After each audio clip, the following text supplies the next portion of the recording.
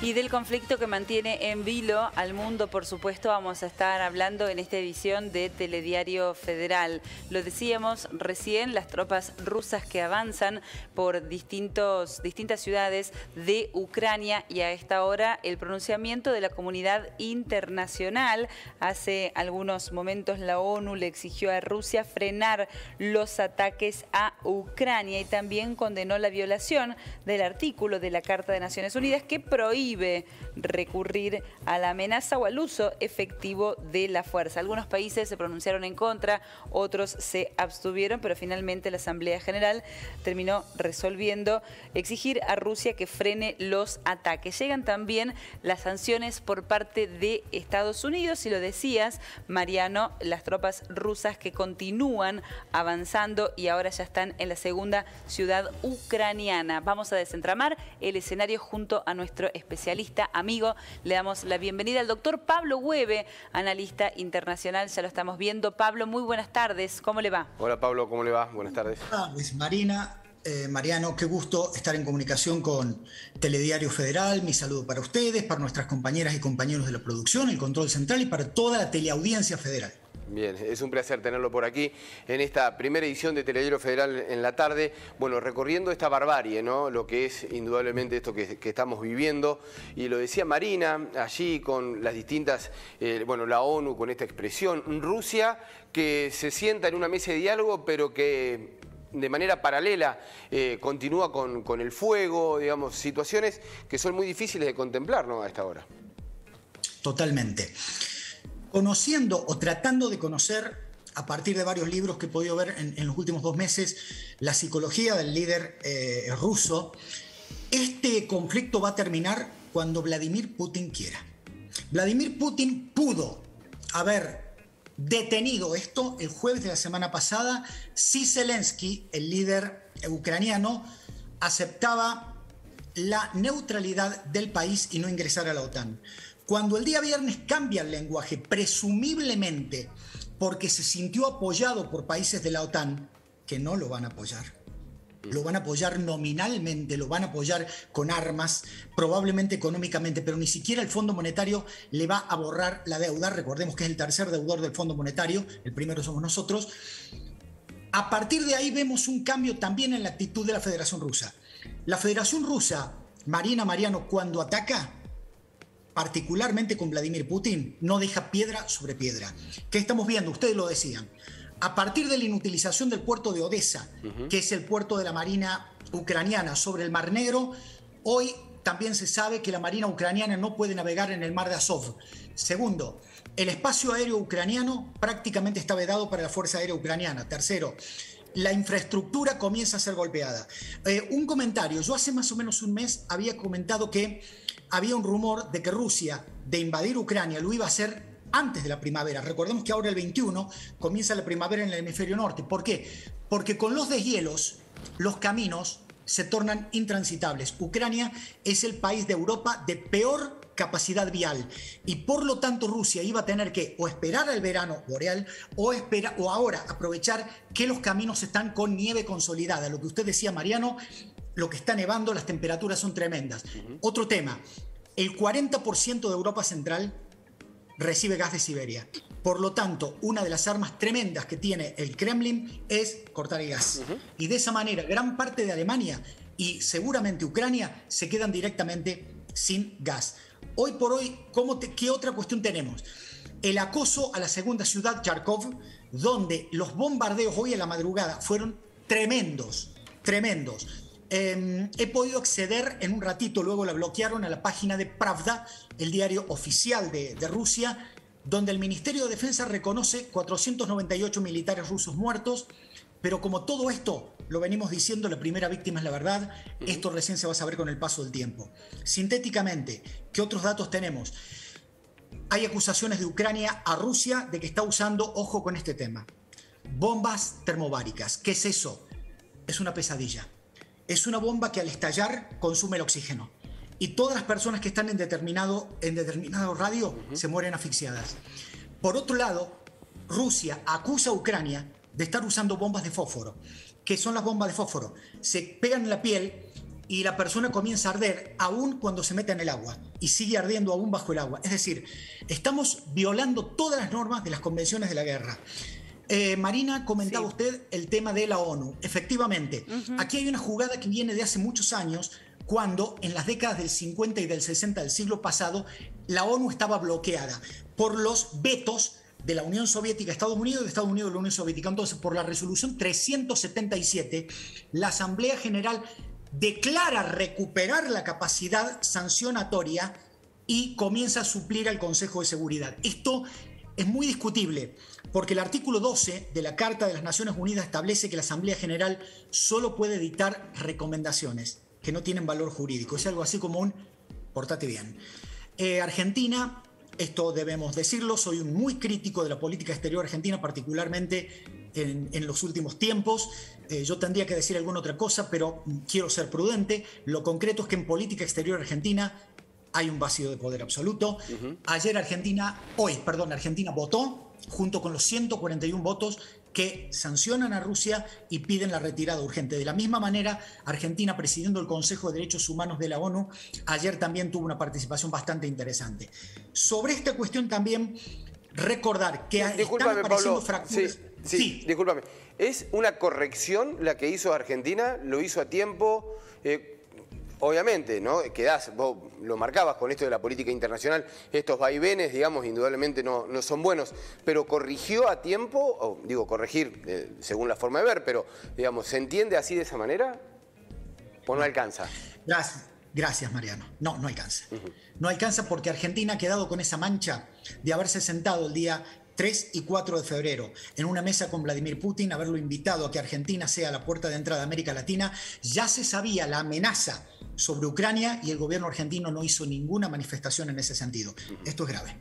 Esto es grave. Está bien, creo que ahora el gobierno entendió algunos mensajes que vinieron de Washington, particularmente la renovada dureza del Fondo Monetario, que creo que ahora también, entre comillas, nos ha salvado la situación de que Ucrania lo que está diciendo es, señores, aflójenos la deuda, ya que ustedes dicen que nos van a apoyar, y entonces, por una cuestión de igualdad de trato, a la Argentina también ayer aceleradamente se le permitió arreglar con el Fondo Monetario. Yo les diría a esos que andan criticando por la Cámara de Diputados, que no van al Congreso, que firmen ya, porque este acuerdo no lo van a volver a tener. Argentina va a salir claramente beneficiada y tenemos que empezar a tomar decisiones duras. Hoy está subiendo el trigo producto de un desabastecimiento que se prevé. Eso va a tener repercusiones en la economía doméstica. Fíjense ustedes que aquí el presidente Joseph Biden ayer, que también tenemos que hablar de esto aunque sea una palabra, dio probablemente el discurso más importante del año. Para Estados Unidos, la apertura, que agradecemos a nuestras compañeras y compañeros del control central la certeza de las imágenes, la apertura de las sesiones del Congreso es el discurso más esperado del año. En Estados Unidos se llama Discurso del Estado de la Unión. ¿Qué planteó Biden? Ojo con esto, porque hay sutilezas. Dijo que Vladimir Putin está solo y que no nos va a quebrar. Creo que fue un mensaje a varias bandas, porque el ministro de Economía de Alemania ya dijo, paren con el tema de las sanciones económicas, porque no van a perjudicar solamente a Rusia. Nos están perjudicando también a todos nosotros, porque Rusia nos debe a nosotros. Segundo, claro mensaje. Estados Unidos no va a enviar soldados a Ucrania, pero vamos a colaborar con nuestros aliados de la OTAN. Es decir, no vamos a dejar solos a Alemania, a Italia, a España, a Portugal y a Gran Bretaña, pero no vamos a mandar soldados a Ucrania. Luego hizo una crítica a la oposición por las críticas a su plan antiinflacionario, al que ligó también con la industria de la guerra, con la industria automotriz. En un discurso que yo diría que es casi desarrollista, dijo: voy a derrotar a la inflación, pero no con las recetas clásicas, a partir de la generación de empleo y a partir de la industria automotriz y tecnológica. Luego hizo una aseveración, nosotros lo dijimos hace más de 1 año y medio aquí en Telediario Federal, respecto de la infraestructura de los Estados Unidos, que está muy dañada. Puentes, diques, rutas. Está muy dañada y él pidió un apoyo económico para empezar a solucionar esos problemas. Tal vez lo más interesante, ojo con esto, es que en ningún momento quiso acusar a Rusia de crímenes de guerra. Dijo que el tiempo iba a decir si Rusia estaba generando crímenes de guerra. ¿Por qué? Porque el crimen de guerra habilitaría a la Corte Penal Internacional a intervenir y Estados Unidos no acepta ni la jurisdicción de la Corte Penal Internacional ni la capacidad de la Corte Penal Internacional para juzgar a militares de estados potencias del mundo. Vamos a ver si estas sutilezas sirven para algo. Una sutileza más. China está desde ayer cambiando su lenguaje. Sigue discursivamente del lado de Rusia, pero ya aclaró que se ofrece para dialogar entre Rusia y Ucrania, y además vuelve a insistir por el tema que ellos tienen de Taiwán, que no acepta el involucramiento militar en países soberanos. Ojo, porque los acuerdos de China con Europa Occidental por el tema de la ruta de la seda, como los que ahora va a tener con Argentina, por ejemplo, claro, hacen que China esté en un muy difícil equilibrio. Bien, bueno, vamos a continuar, por supuesto, siguiendo este conflicto. Nos vamos ahora, Pablo, a un país más próximo, más cercano a la realidad sudamericana para hablar del caso Perú, la crisis política y la situación de Pedro Castillo. ¿Qué podemos decir al respecto? ¿Cuál es el escenario actual? Yo estoy muy triste, Marina, muy triste. El día lunes, lo dijimos a la mañana, se lo comenté a usted en particular, mejor dicho, de que Pedro Castillo estaba atravesando un momento difícil. Ese día lunes, a la tarde, había una sesión, que me vi toda la sesión del Congreso peruano, donde 3 minutos antes de que el Congreso le tumbara al ministro de Transporte y Comunicaciones, Juan Silva, el presidente logró bloquearlo, aceptándole la renuncia. Se armó un lío tremendo en el Congreso porque la oposición decía esto es una burla, con un Twitter nosotros no podemos dejar de sesionar, tenemos que echarle al ministro. ¿Y qué hay detrás del ministro? Detrás del ministro están las denuncias de una señora, Karelyn López, que se ha reunido en privado con el presidente y que ha aceptado que el presidente adjudicó designaciones y contratos gracias a favores personales y familiares. Dicen que el ministro Silva, el que renunció el lunes por la noche, era la última traba para que directamente ahora todos cayeran sobre el presidente. Lo concreto, el lunes que viene, el 7, el presidente tiene que comparecer, va a responder preguntas sobre todas estas cuestiones, las acusaciones de Karelyn López. Hay una serie de denuncias constitucionales que el presidente va a ser muy difícil que esta vez las pueda esquivar. Mi percepción es que el presidente Pedro Castillo, si zafa de esta, ya la próxima no va a zafar. Y yo no creo que llegue al primer año de gobierno. El día 8, el martes por la tarde, se vota en el Congreso el 4º gabinete en 7 meses. Hay muchas posibilidades de que varios ministros no sean aprobados, lo que es un desgaste político tremendo. A veces uno piensa, Marina, Mariano, cierro los ojos, pienso en este maestro y pienso en Zelensky de Ucrania. Volvemos a repetir la importancia de los partidos políticos, la importancia de estudiar, la importancia de llegar a través de una carrera donde alguien conozca los problemas reales del país y tenga que evitar este tipo de improvisaciones. A mí me duele, primero por docente, segundo porque es una persona muy humilde, pero debo decirlo también, no está dejando error sin cometer Pedro Castillo, y creo que el Perú no merece estar pasando la inestabilidad que está pasando en este momento. Muy bien, Pablo, muchísimas gracias, como siempre, ¿no? Es un placer tenerlo por aquí. Ya vamos a hablar, y la propuesta está también, estamos a muy pocos días, ¿no?, de la asunción en Chile de un nuevo mandato, para ver lo que nos va a deparar, o al menos y estar observando cuáles son esos movimientos, pero obviamente la atención, la mirada, más allá de lo que recién comentabas en Perú, está puesto allí en Europa, allí con lo que sucede con Ucrania, Rusia y toda esta situación. Muchísimas gracias. El único agradecido soy yo, Marina, Mariano, y un recuerdo simplemente por si no llegamos a conectarnos antes del 8. Recordar que el Día de la Mujer no es un día para celebrar. Recordamos que el Día de la Mujer es un recuerdo de una masacre.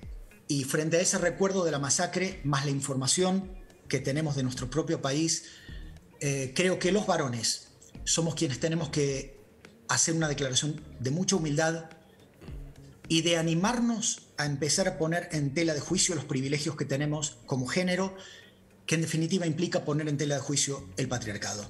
Con mucha humildad acompaño, no apoyo. Eso es una soberbia. Acompaño cada una de las manifestaciones y movilizaciones que habrá el día 8.